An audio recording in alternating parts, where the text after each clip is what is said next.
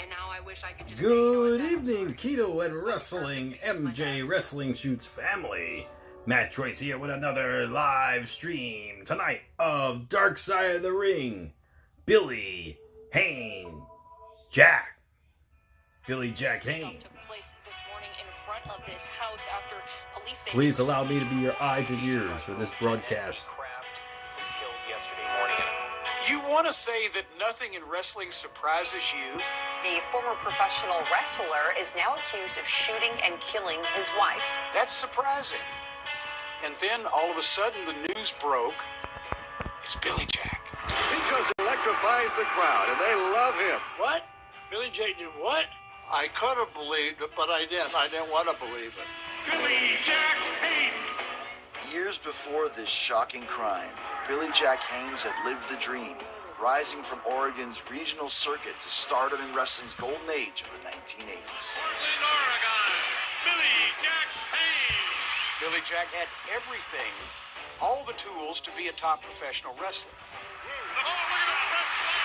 Billy Jack is strong. His career was in reverse. He started as a star, and he finished as a nobody. But Billy Jack's dealings outside the ring hinted at a mysterious life, one almost too extraordinary to believe. Billy said he had been involved in the drug business as a collector and enforcer. When I was in Portland, I was about a kilo a day cocaine dealer. Billy has made many claims. I was contracted to go down there to kill 2 Arkansas State police officers. We don't know fact from fiction with Billy Jack Haynes. I kept that secret from everybody. Now, as the former star faces murder charges, those who knew Billy Jack Haynes look back on the road that led him here. So Billy Jack was his own worst enemy. He didn't even know it. He was a loaded gun, brother. You never know what he's thinking. You know, a lot of guys fall hard in wrestling, but he fell harder than most, without a doubt.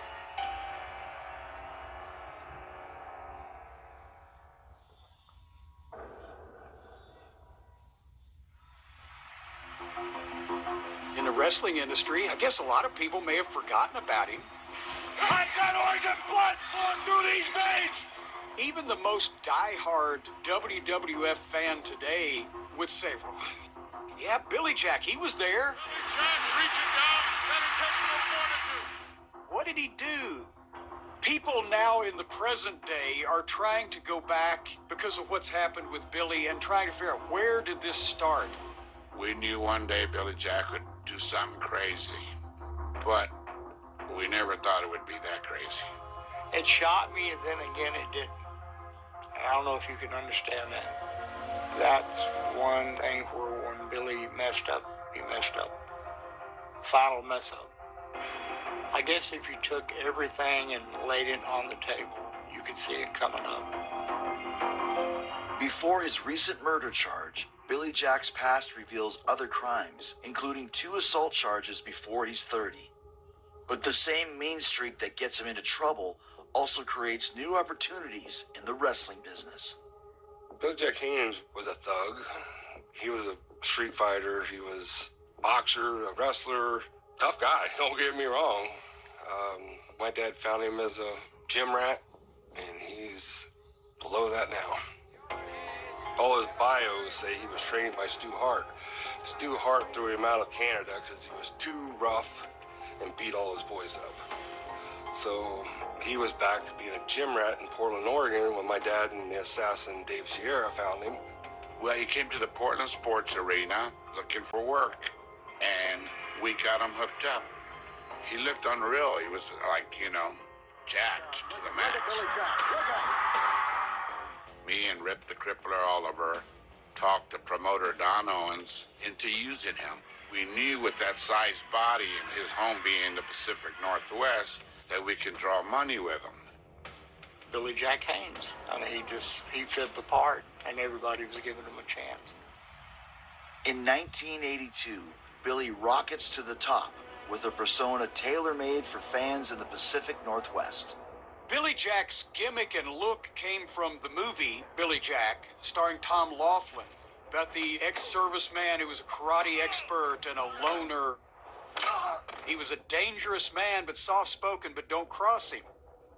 Billy Jack, whose look physique, the aura, and the presence he had, the fans went crazy for him, like he was their very own hometown movie star. The Portland, Oregon boy is coming out victorious! So Billy Jack was a very effective babyface promo guy for Portland, Oregon. Thank you, everybody in Portland, for supporting me. I love you. Thank you. Nice guy, loved his father, loved Oregon, loved Portland. You know what I mean? And he was Billy Jack from the movie trying to get revenge on these different heels. Make a little bit more noise and I'll get it for you. Let's go. Everyone knew he was a rising star. You know, the 80s was all about the look. He had the look. And I'm sure all the fans here are going to like this man, Billy Jack Haynes. What a fantastic build on this young man, Johnny. They loved him, you know. Every time Billy Jack was on the card, sold out. From the time he first stepped foot in the ring, he was featured. He was pushed by the promoters. Small territory, pushed him. Went to a bigger territory, pushed him. I know Billy Jack Haynes from the territory days. When he came to Florida Championship Wrestling, he was pretty laid back, kind of a low-key guy and a loner. My name's Bill Fonte Alfonso, and I've been in the wrestling business for 45 I knew that was Bill years. Alfonso. I don't want to use the word oddball, but he was kind of different from all the wrestlers. We'd go out to the after party, have cocktails and drink and smoke a joint and so on. Billy Jack would go with the fans and their kids to pizza and have pizza with them. The fans loved him. He loved the fans. He was committed. After just 4 years of working in smaller promotions, Billy Jack Haynes gets the call in 1986 from Vince McMahon's World Wrestling Federation. Portland, Oregon. If you wanted to go deep into Vince McMahon's mind and create a professional wrestler based on what he thought they should look like, Billy Jack was the guy. Now I'm here in the WWF, it's a World Wrestling Federation. And believe me, I know full well this is where the stiffest and the toughest competition is. He wrestled in that Detroit WrestleMania. They had over 100,000 people show up. Billy Jack Haynes. For a wrestler, that's the top of the mountain. Well, look at the builds on these two guys. And his tag team partner. Billy needed a tag team partner to elevate his persona, so it worked out good. It worked out real good. This is Ken Patera coming straight at you, and I used to wrestle with Billy Jack Haynes. His appearance was, "Don't with me." How's that? We just sling you, I mean, like a piece of trash to the side. In the locker room, he had a reputation for boom. I could see in his eyes he was like a Dr. Jekyll, Mr. Hyde. I've seen him snap several times. One night we're in Florida. The match is over, and Percy Pringle was Rude's manager. And Billy Jack came in, and he didn't like the way the finish went. He walks in and slaps the piss out of Percy Pringle. He goes, "This guy screwed up the finish, you idiot." That was his mentality. That's the way he handled things. We did a show and Smirnoff pulled a fire alarm, got us in trouble. Next thing I know, Billy done face like Smirnoff. Smirnoff went to the bathroom himself. It was so bad. In Tampa, some smart-ass guy was checking Billy Jack out. Said, "Oh, that fake bullshit. I could kick ass." I just remember him snatching him in a headlock and punching him in the face about 20 times really quick. Bam, bam, bam, bam, bam, bam, bam, bam, bam. He'd beat the hell out of the person and then kick right out of it like nothing happened. He did it because he could. I mean, right there, I noticed this guy's a bully. He takes on who he knows he can handle. You know, so I didn't respect that. He went to jail on 2 or 3 occasions, I believe, for beating people up. But like he always said, they deserved it. Oregon men don't back down to nobody. You know, he's got a heart, but then he's got the other side. You know, where you screw him over, he'll come in your house, pull you out, and beat you to death. I would never think that the Billy Jack that I knew in the 80s would have ended up doing what he did. Police have now confirmed a woman was found dead and a man was taken into custody after an hours-long police standoff.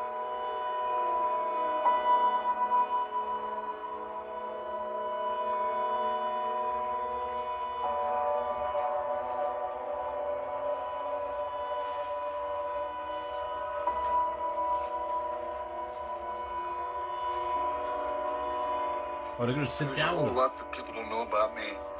And the law isn't always right. The law isn't always wrong. Believe half of what you hear and nothing of what you see.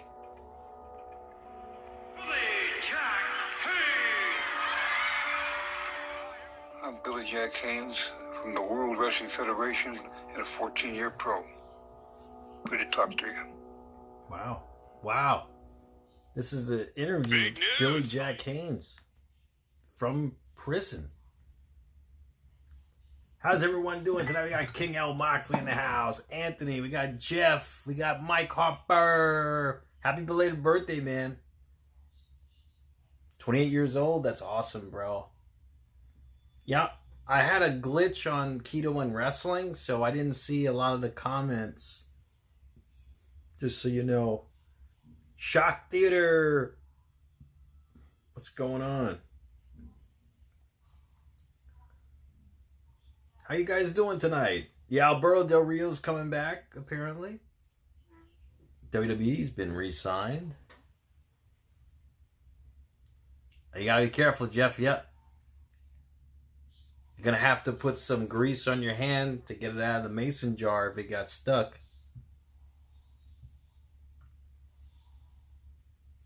Nice, you got a new iPad today, Mike Harper. That's awesome, bro. She had the releases from WWE. It's terrible, you know. Shayna Baszler, Dakota Kai, Kaden Carter, Katana Chance, and Braun Strowman. It's terrible. What's up, ATF Media? Well, you know, you do what you do, man. You do what you do, and I do what I do. You do what you do, and I do what I do. Yeah, I know that's Danny, Mike Harper, Shock Theater. They were They were awesome, Moxley. Well, he had the size, though. Braun Strowman, I mean, he had the size. He's a big guy. Yep. What's up, Danny? Bad knees, Braun, and the rest of the jobbers are out. I mean, yeah. It's just a shame, though. You know, this company makes billions of dollars a year. And they can't keep on talent that probably barely makes $100,000 a year. I mean, Braun probably makes a lot. Braun probably made a lot, but Dakota Kai, Katana Chance, Kaden Carter, I don't know how much they were making, but I don't think they were making that much. Jeff, I would love to, but my schedule, I can't go live for AEW, though. That's unfortunate, but I can't. In fact, last night I missed Raw, too. So, I've been working too much hours, unfortunately. Zoe Stark? It's possible. Moxley. In fact, I'm going on vacation next week, guys, so you won't see me a whole week.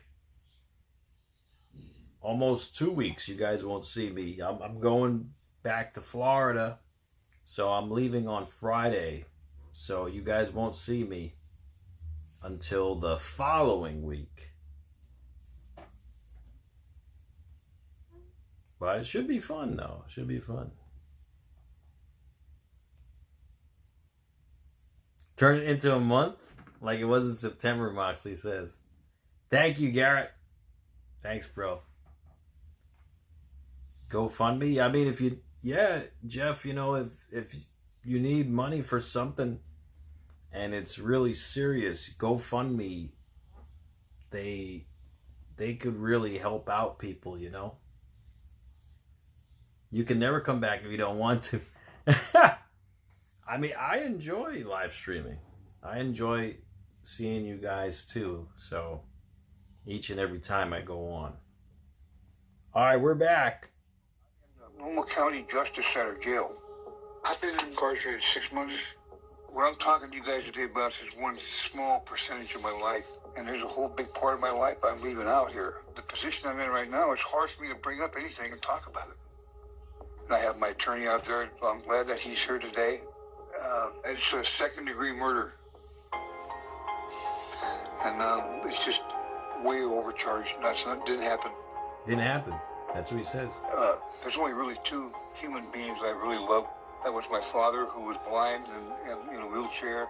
And then the other was my wife, who allegedly I murdered, which you're going to find I didn't. And I loved her more than life. Weighing 247 pounds. Pro wrestling isn't work. We all know that. But we took it real serious back when we were in it.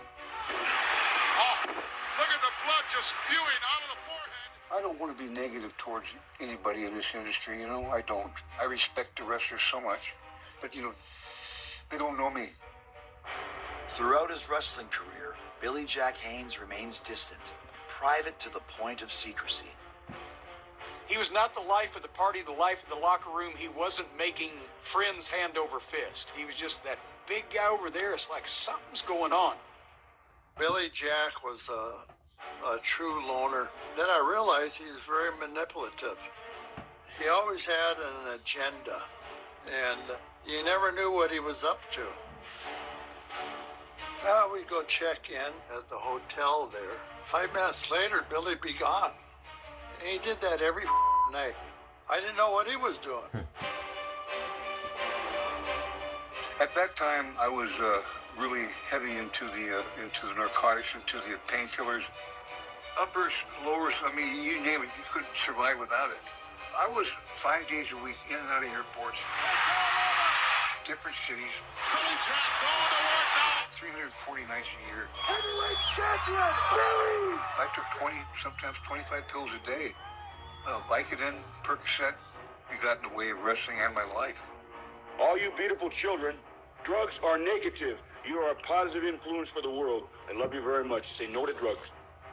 Drugs are no good, you know, it's not, they're not good. Well, we're at the Oakland Coliseum in a tag team. It's time for the match. Billy's nowhere to be found. About an hour later, all the matches were over, and here comes Billy. Oh, he looked like hell. I said, Billy, you missed the match. Completely out of it. McMahon said that he was going to give us a big push, and I think we can throw that out the window. Too bad. But how did it come to an end at WWF in your run? Oh, yeah. No, I probably... What do you think about that? On the plane? You guys should talk about that? Well, it happened. Now, what I heard is that he overdosed on some codeine, I think. He was foaming at the mouth. He was jerking. We had that murky landing. They thought he was dying. I was this close away from death. Wow. And they had to jumpstart me twice. I'd be gone. You know, and with WWF, I mean, it's like they don't want that bad publicity getting out. You know what I mean? And that was the final straw. He was never in the top spot in WrestleMania. He was never a major singles champion. And after about a year and a half, he was fired by the WWF. Returning to Portland, Billy Jack shocks his former colleagues by turning on the promoter who made him. But everybody knows that the state of Oregon has the #1 wrestling fan in the world. The Oregon Wrestling Federation is what Billy Jack wanted to open so he could be Vince McMahon of the Pacific Northwest. That was his words. OWF was going to be his baby. We said, Billy, Don Owens made you, and now you're opening a company against him. And I couldn't believe it. You got to have money to back that, sponsors and all that. You know, somebody's got some deep pockets if you want to try to do that. Was there 2 weeks, and the shows that were running weren't drawing anything. There was a couple hundred people in the audience, so it kind of fizzed out pretty quick. And I got a check on Friday, and he said, Fonzie, can you please not cash it till Monday? So I knew I was in trouble. And I went right to the bank, cashed it, and I left. Finally, one day we come in, he said, I'm closing, guys. And that was it. The collapse of the Oregon Wrestling Federation was pretty spectacular. Billy Jack Haynes really left a lot of guys hanging, and there was a lot of bad blood. It hurt Billy's reputation with a lot of people. That was my bad due to the fact that my head wasn't screwed on right, and probably a little bit to do with the pills too. Struggling with addiction and running out of allies, in 1996, Haynes' once promising career crashes to a halt. Just a shame and a pity, because he had the world by the string. He never became the star to the magnitude of what people had predicted. By the time his wrestling career was over, nobody trusted him, and all that potential just dribbled away with it. Though his wrestling days may be over, it doesn't take long for Billy Jack to find his way back into the spotlight. He was a little strange, a little standoffish, sometimes a little off-putting, whatever. He was kind of weird. And suddenly, you saw him a few years later, and there started to be this change. In retirement, Billy Jack hits the interview circuit, revealing a shocking detail. While in wrestling, he'd been living a secret double life of crime. Starting way back in the 70s, I was about a kilo a day cocaine dealer, and I kept that secret from everybody. I just wanted to go in and actually do something in the pro wrestling industry instead of a drug runner, leg breaker, and worse. I mean, making 30 grand a week. I lit a lot of guys up, and a lot of guys got addicted to the cocaine that I sold them. You know, very nefarious things went on back in the 80s. In 2017, Billy Jack makes an even more shocking claim, linking himself to a famous unsolved murder. It's been over 30 years since 2 teenage boys were found dead on these tracks in Saline County. The tracks are still here, and so is the mystery regarding what happened. What's new is a witness has come forward. I helped put the kids on the tracks. They were already dead. They've been murdered. What? Why would he do such a thing? Everybody wants. That's crazy. Man, that's terrible. But, you know, he's making 30 grand a week. What the hell's wrong with him? He should have put some of that money away instead of spending it like a drunken sailor. It's terrible, Moxley. Yeah, it's terrible.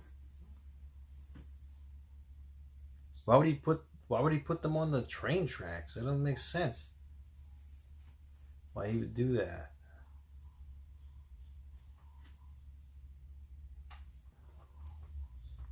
I hope not, Moxley. I mean that Benoit situation was probably the worst incident that's ever happened in pro wrestling. Famous Boys on the Track stories, which did make it onto Unsolved Murders, David Buchanan says. Wow. You think so, ATF Media?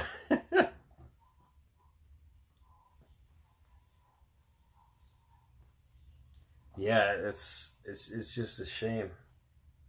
Is there anyone who thinks that Benoit didn't do it still?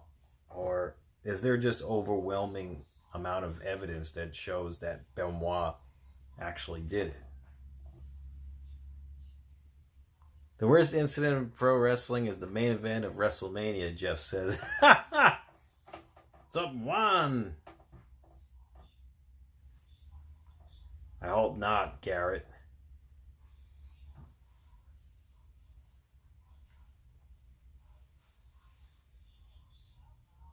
Yeah, Moxley, there's going to be a lot of talent WWE releases, you know. They release talent every, quarter or every 6 months? I mean, it's crazy. Hey, Donovan, what's going on, bro?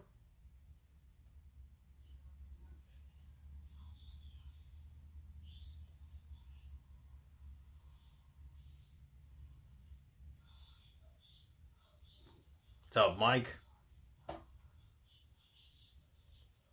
But yeah, it's just a shame.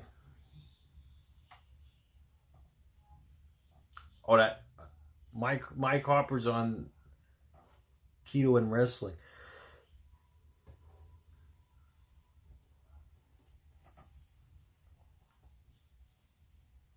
Oh, thank you, Jeff. I appreciate that, bro. I'll be back. I'll be back the following week. Not next week, but the following week. I feel bad I'm missing Backlash.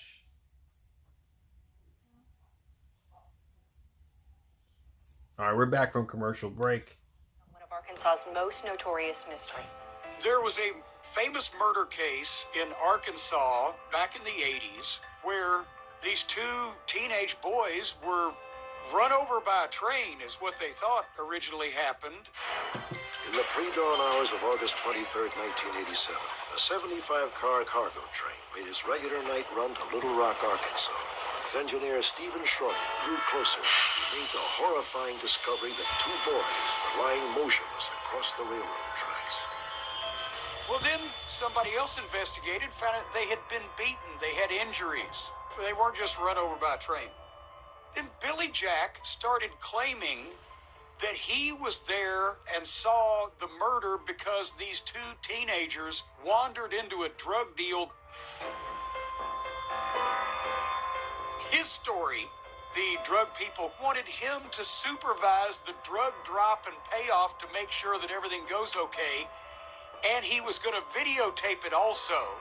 And he said, I wore a wrestling mask. I've been around the dope game for a long time. I went down there by myself after I wrestled King Kong Bundy. We went to the tracks. The drop was made. Apparently, these kids wandered up on it, and as a result, the drug people killed them and put them on the railroad tracks. Wow. They were just in the wrong place at the wrong time. I helped put the kids on the tracks. No, I was there. I helped. They've been murdered. They were already dead. The truth is going to come out so this woman, Linda Irons, can have a light. Billy Jack's claims about the unsolved murders are taken seriously by the mother of one of the victims, as well as by the family's private investigator. I mean, there is no good reason to insert yourself into a murder case. He has nothing to gain and everything to lose. He's put himself in jeopardy, not only his freedom, but also his life. They're hopeful that law enforcement will now take a look.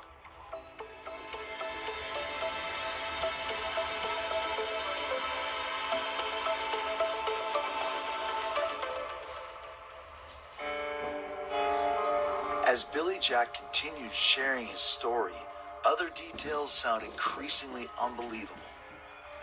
There was drops that were being stolen, cocaine drops. I was sent down there to take care of two state police officers from Arkansas, but it was an inside job. He told me that he was running with one of the biggest drug dealers in the country. I've dealt drugs to the highest level you can. That's uncut coke. Well, in the beginning, when I first started hearing the stories, I thought, come on, Billy, really? But when it gets right down to it, he can prove it. He brought it all out in an interview on several occasions, as a matter of fact. The things that he said about it and all the stuff is all verifiable, but that's about all I can say about it. I can't talk about it. I'd love to, but I can't. But haven't you told that story so many times? I wish I could talk to you guys. I can't. Well, can you tell me without getting into details? Is it true? Did you hear that? That is probably a subject you should move on. Leave it alone. Yeah, leave it alone.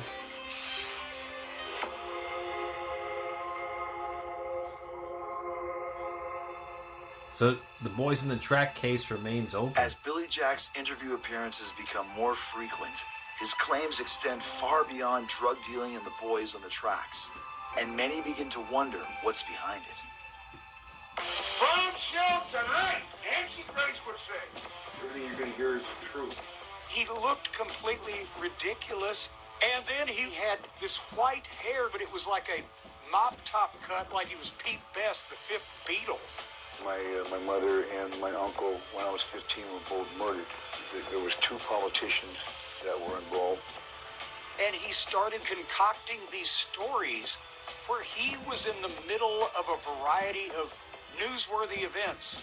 Andy Gibb had a gig in San Francisco, and one of my first big deliveries was there to the concert. I delivered 1 kilo to him, July 31st, 1978.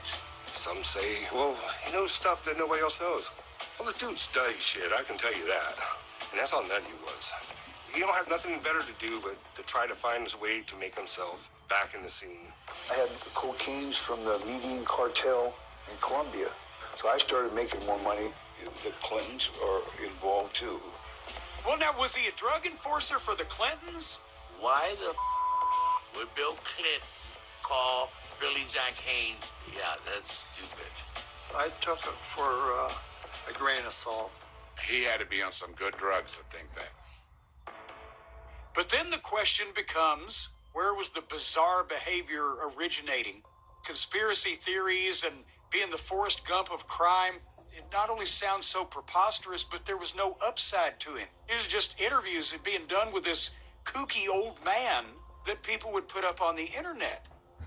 I've wanted to know who my real dad is for a long time, whether it's Lenny Montana, whether it's Vince McMahon Sr., which it could have been, because he supposedly had sex with my mother. Vince Sr. could be my father. There's a long history to that. I don't know if we can get into today or not. Claiming to be the son of Vince McMahon Sr., aside from being ridiculous, that's unbelievable that someone even tried to pass that off. That's wild. When I heard stuff like that, I would say, man, Billy's really losing it. What's causing Billy Jack to make up stuff that's obviously not true? 9/11 was an inside job, and no question about it. All you have to do in this world is follow the money. So this isn't going to make the Bush family too happy, but they're involved too. He did look like someone that would say anything just to be on a podcast, get more money out of that podcast. I'm not afraid to come in front of this camera and tell you the truth. And either you're going to believe it or you're not going to believe it. The idea was, if you tell crazy stories, there will be an appetite for more, even though it's all bullshit. You're probably going to be looking at a dead man. Maybe by the time this video gets out, everything I've said can get me killed. Everything I said with Vince can get me killed. One preposterous thing in wrestling can be true. With some people, a couple of preposterous things can be true. But when you're just pulling shit out of your ass over and over, then even if one or two of those things is true, nobody's going to believe them. Amid all of the astonishing claims Billy Jack makes, at least one truth stands out. January 10th, 2006, there was attempted murder on me. Wow. Travel can make you smell. This guy's got a... Yeah, he's a... Jeez.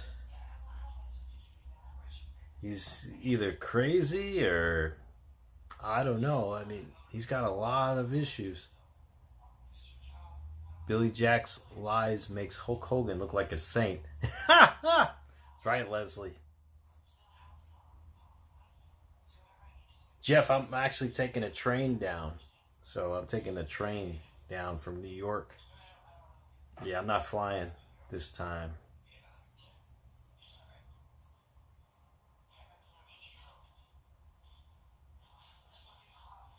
Garrett, yeah, Billy Jack, I mean, he's crazy. I mean, the things he's getting involved in, I mean, it's crazy.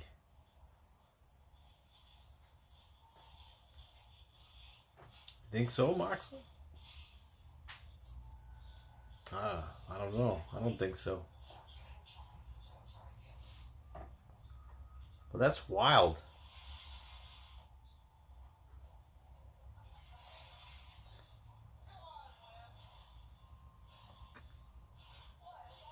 Yeah, David, you said the famous Unsolved Mysteries case, it was actually talked about on this episode of Dark Side of the Ring.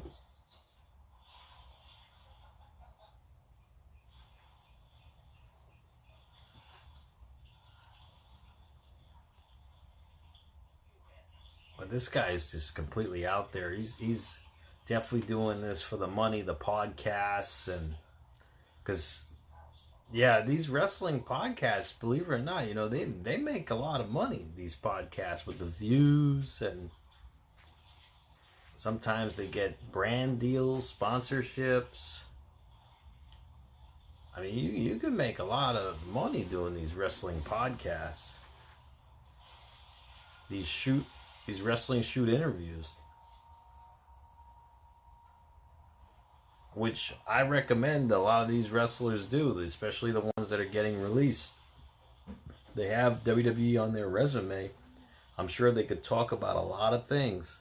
Can't speak for themselves, so let me do it, please. We're back. From 2006 to 2023, Billy Jack Haynes makes a series of shocking statements and explosive accusations.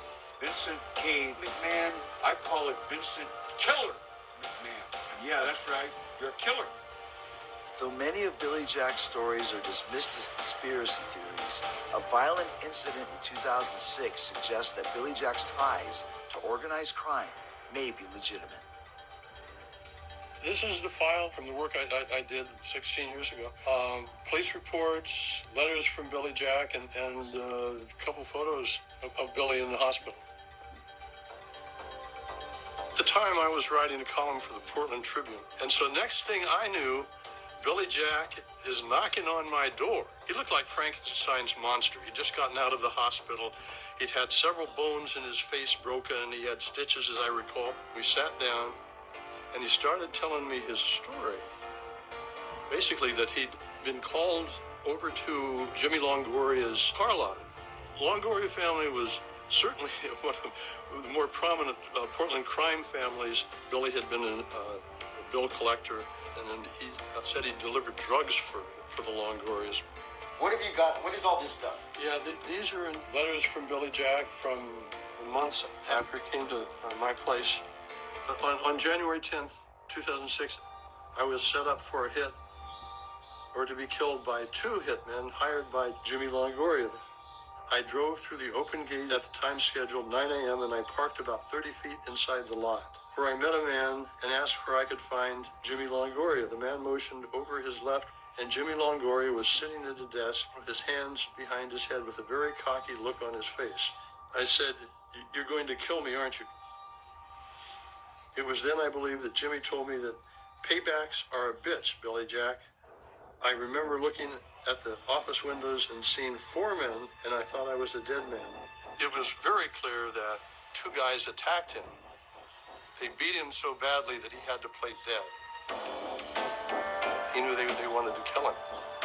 They said I would have been dead.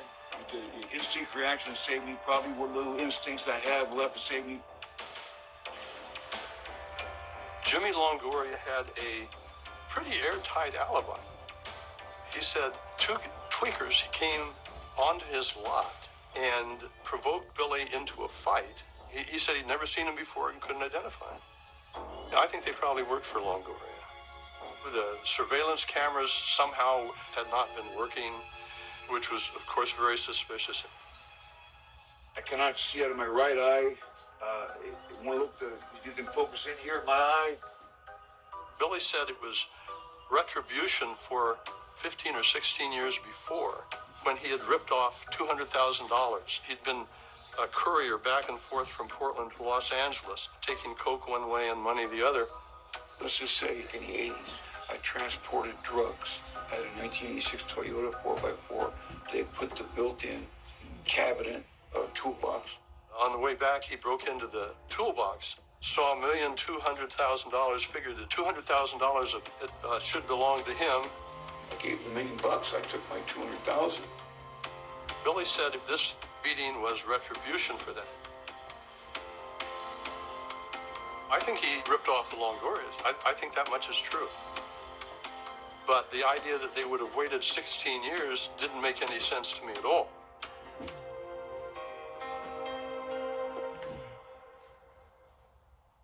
Wow.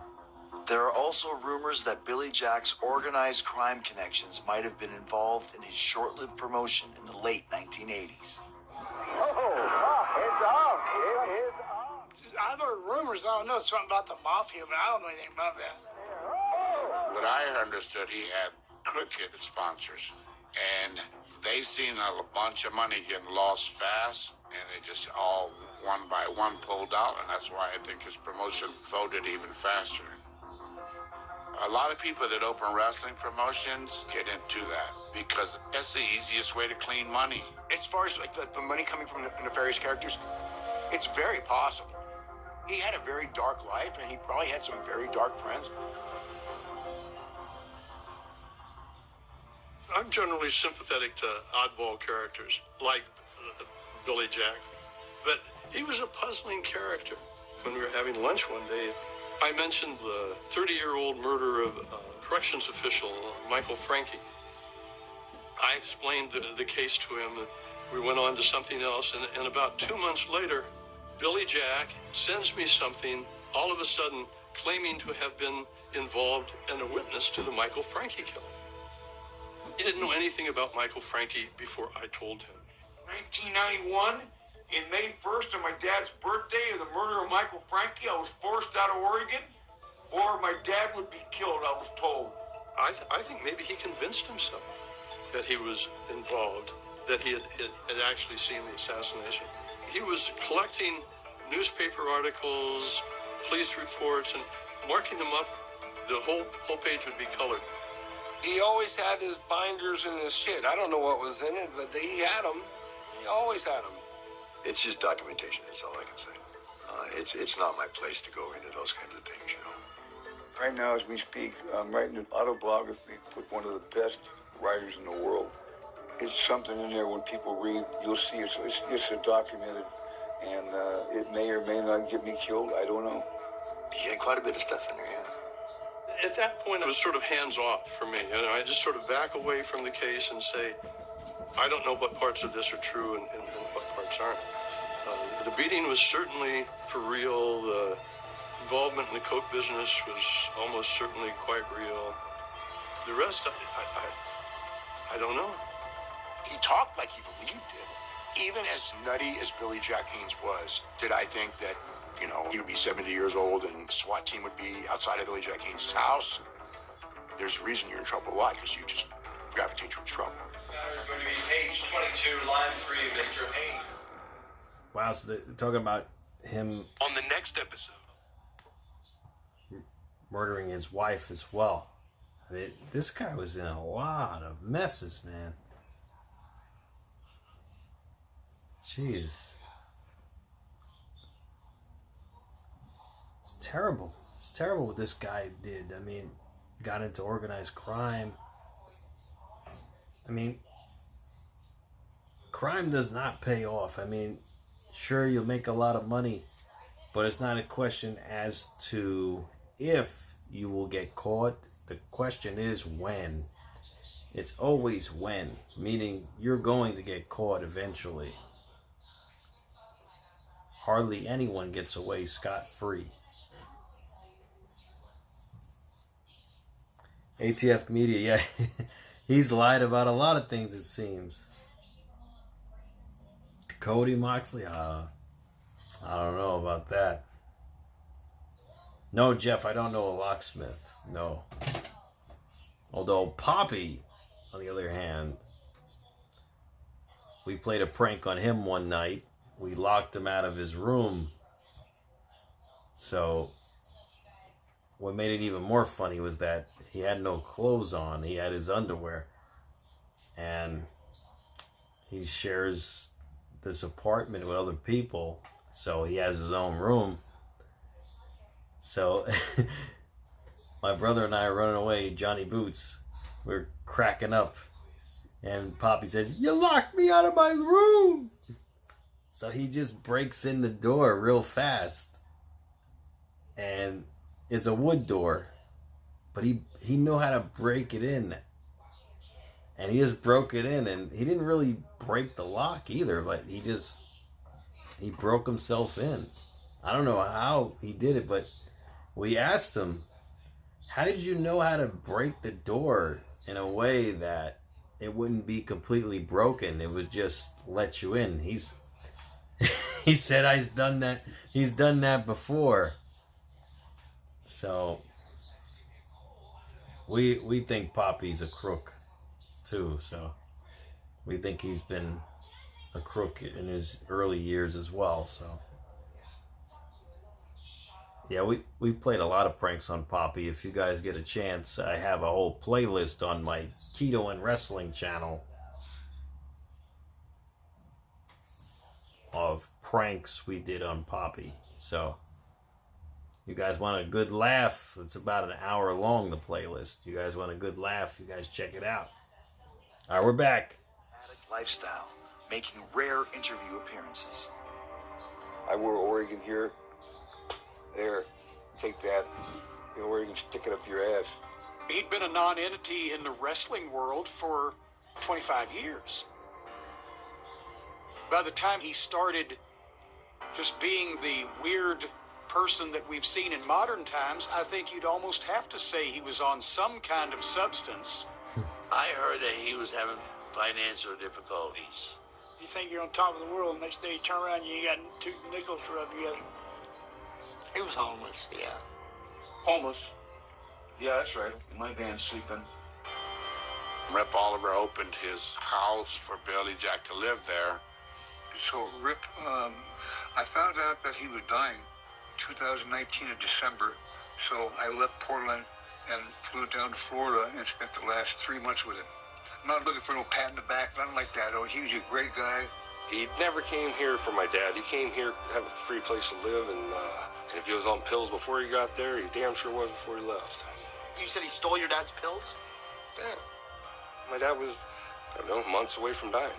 My dad was on the real shit, the highest they go. The stuff put people in comas. Wow. He started taking Rip's Percocets or Vicodin, which Rip really needed because he was very sick. I think he was more taking advantage of Rip, and Rip was paying for everything. Billy got the scheme and called Brian Blair up. Brian Blair ran the Cauliflower Alley. You know, they help wrestlers with problems. I don't know what happened, but Billy called Brian. Rip's dying. He needs help. He's going to lose his property. This is what my dad told me. Cauliflower Alley Club paid for his back taxes on his house. They paid for his rent. They paid everything for him. Well, my dad didn't owe taxes. When he died, he didn't owe taxes. And my dad told me that Billy took half and he gave him half. My dad was a junkie. I don't mean to say that bad, but he was hooked. He was done, you know. He wanted me to be there, and I was there all the way till hospice until he finally died. I didn't want him to be alone. I know he stole all my dad's shit before he died. Everybody's got stories that, yeah, I seen it. It finally came out after, 30-something years. He took advantage of everybody.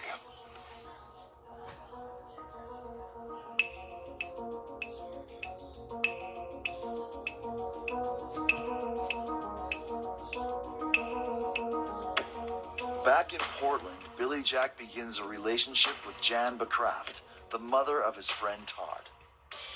The Becraft family disapproves of the relationship, but when Todd unexpectedly dies in 2021, Billy Jack and Jan get married.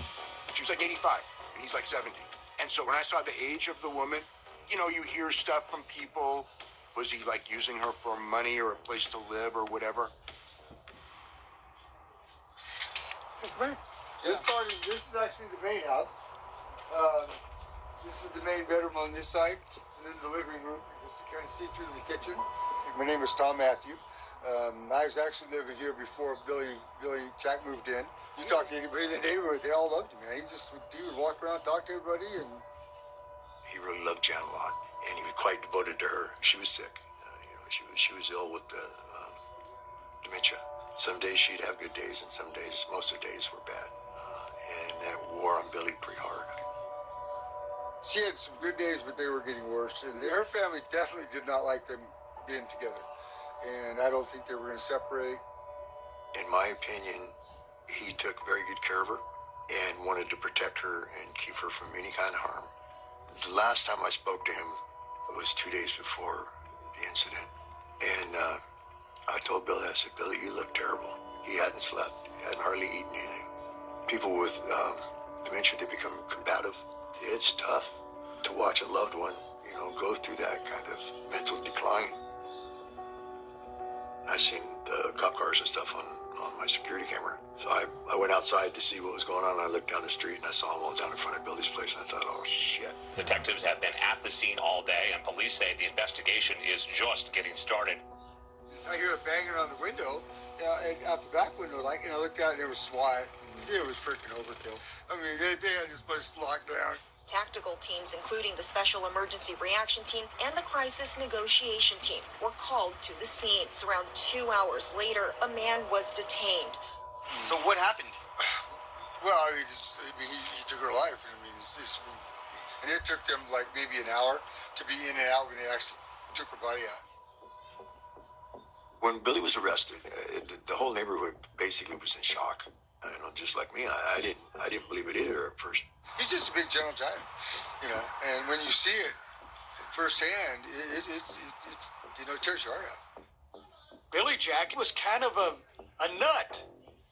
And people thought at this point he's that old, he's a harmless nut. Nobody thought he was going to go off and murder anybody. But then the question becomes, why in the world would you ever do something like that? Yeah, I mean, why would he do such a Mountain's thing? calling. I mean, doesn't make sense. He loved his wife. I mean, why would he do such a thing? Moxley says Tony Khan is on lots of substances. You never know, right? You never know. I will say he's very energetic. I've seen him at AEW Grand Slam 1, 2, and 3. He's a very energetic guy.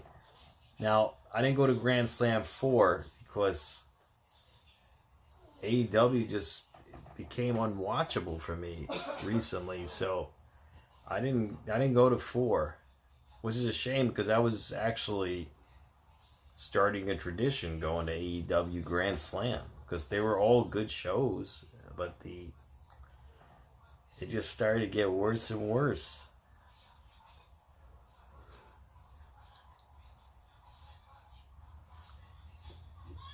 The Grand Slam, man, the 3 Grand Slams we went to were pretty damn good.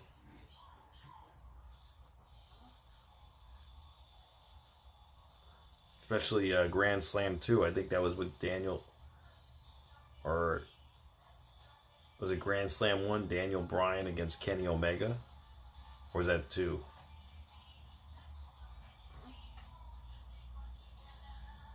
But, yeah. How about them ticket prices in WWE now?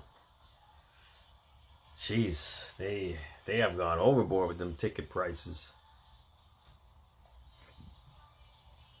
Now a regular family can't afford to go to a wrestling show on WWE. Jimmy, yeah, we're on a commercial break, and once they come back, I'll put the volume back on. But yeah, it's a shame that what ticket prices have become on WWE. They're just so money hungry.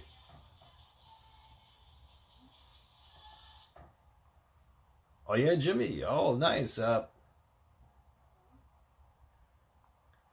Well, send me an email. My email is in my bio, or if you see the email. Oh, you're on the credits? Drop a link. I don't email. Well, you can email me, mattroyce@gmail.com, mattroise@gmail.com. And we could definitely set something up. Yeah, because I'm a huge fan of Dark Side of the Ring. Been watching them all 6 seasons, and lifelong wrestling fan, so I got a lot of information, like a lot of knowledge about wrestling too. All right, we're back from commercial break. Use of a weapon and murder charges today after the alleged shooting earlier this month. Although questions linger around Billy Jack's numerous claims and criminal activity, one fact remains undeniable. On February 8th, 2024, Billy Jack Haynes took the life of Janette Becraft.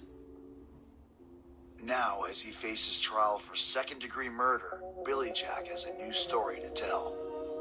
Billy claims that she had dementia so bad that it was unbearable. He couldn't live with it anymore. He called it a mercy killing because she didn't know who she was anymore. Wow. Supposedly shot his wife in the head, and that's a mercy killing? I don't know, brother. Wow. Maybe he thought that was justifiable to do that. It's a very sad situation, and I don't know what they're going to do justice-wise, but that's up to, I guess, a court to decide. I don't care for him. It ain't because he killed his wife. I'll let that play out in court. If I were his lawyer, I'd certainly make a diminished capacity case for him. He's obviously been taking beatings throughout his career. And if nothing else, dating from the beating he got at the Longoria's car lot. You ask anybody, and they'll tell you. He loved Jan unconditionally. She was his world. Whatever happened, as unfortunate as it is, I think was a big mistake. That's what makes it all that much more difficult to deal with. Damn it, God bless her. And it hurts my heart. Mercy killing is the phrase that they used. Who's ever going to know the only person that's alive that was in the room with him is Billy Jack, and you can't believe a thing he says. If I come across crazy, I must be the smartest, craziest guy there ever is. I'll never, ever forget the state of Oregon and the beautiful fans that supported me through the pro wrestling. Fans in Oregon, old enough to remember, probably still have a fond spot for him. But now, more people in and out of wrestling are going to remember the crazy stories he told and the things that he invented that he was involved in. And finally, the murder of his wife. They're going to remember that more than anything he did in wrestling. Let me have your attention. I don't want any fan to ever come up to me and ask for an autograph again. He was a guy who had a couple good years at a time when wrestling was pretty big, made something of a name, and had a very, very troubled existence after that fame ended. It's not a happy ending. There's no silver lining in this story, unfortunately. So how do you think Billy Jack's story's gonna end? Boy, that's a $1 million question.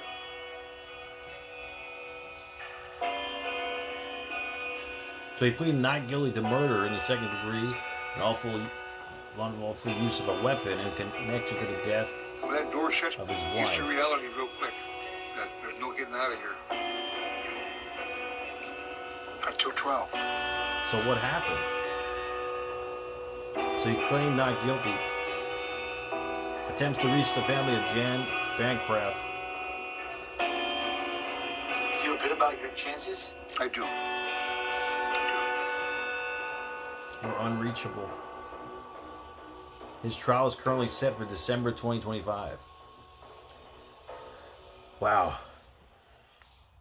That's crazy. Man, that's horrible. That's horrible. I mean, this guy was in so much trouble. I mean, organized crimes. I mean, jeez, this guy, terrible. Jimmy, yes, the credits were just on. They just ended. Yeah, Garrett, they're doing another episode next Tuesday, Dark Side of the Ring. I have to find out who they're covering for next Tuesday, though. I don't know if I'm going to live stream it, though. I'm going to be on vacation. I'll be in Florida. So, I probably won't be live streaming next week.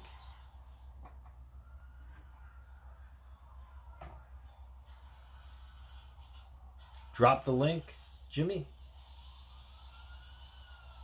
Which link?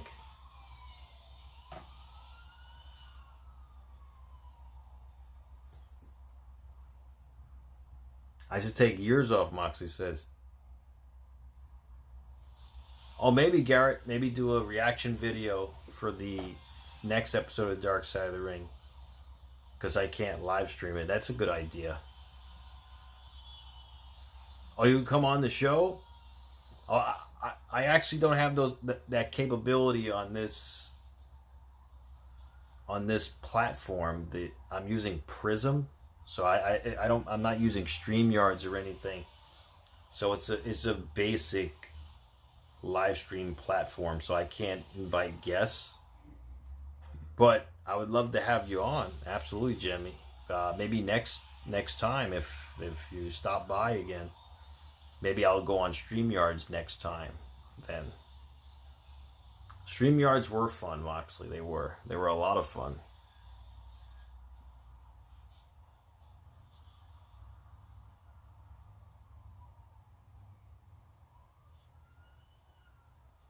Well, next time maybe I'll do StreamYards then, and then I could have on guests. Okay, Jimmy. Be safe, be well. Good night, Garrett. Good night, Moxley. Good night, everybody. I was going to head out too. I hope you guys have a great night tonight. I hope you all be safe and be well. Enjoy your weeks. Have a great time. And I'll be back. I'll be back live streaming again the following week. Keep it real. That's right, ATF Media. YouTube, bro. I wouldn't be surprised, Moxley. Good night, Danny. Good night, everybody. Matt Troy signing out. Be safe, be well. Good night, guys. Thank you so much for joining me. Until next time on the live stream.